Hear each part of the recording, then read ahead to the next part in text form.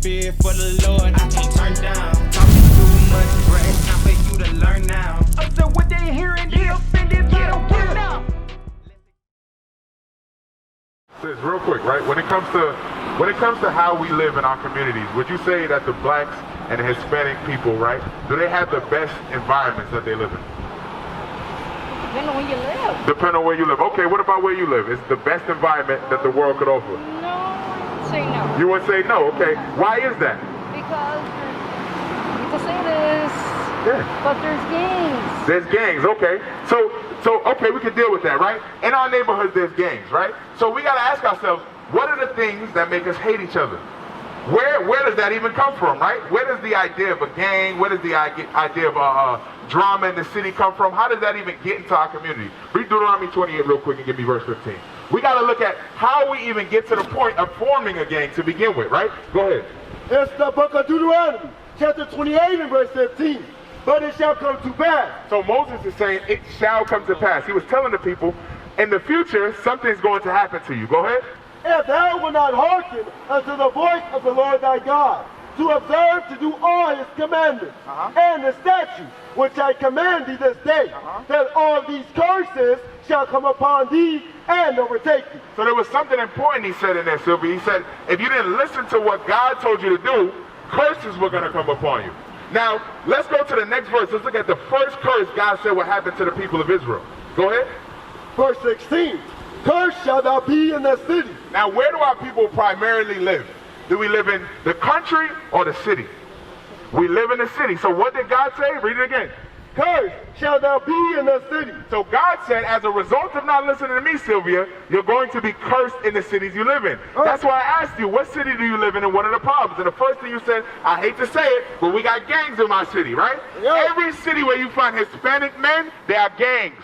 They are barrios, right? Could you say that's true? That's consistent across the world. So what God let that on us to do is to identify who the children of Israel are. Keep reading.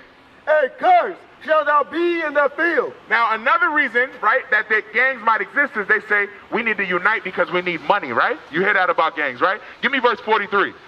This is all in the Bible, Sylvia. Why gangs exist, why we on the bottom, it's all in the Bible. And what we're trying to tell you is you are from the children of Israel.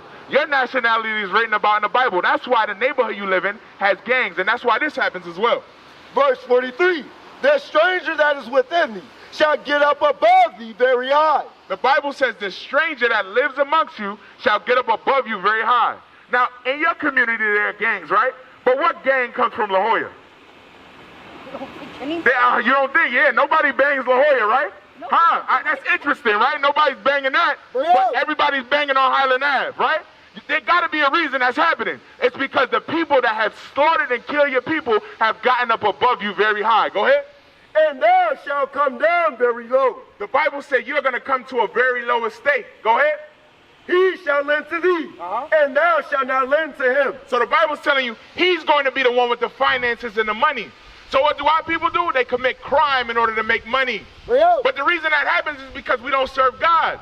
God at one point gave us everything we could ever want, Sylvia, but now we won't return back to God. We refuse to do what God said. Instead of going back to God and saying, hey, God, I know you give me everything if I serve you, we say, nah, I'm a gangbang and get it by myself. That's what people say, right? They say self-made. But God made you. Read that.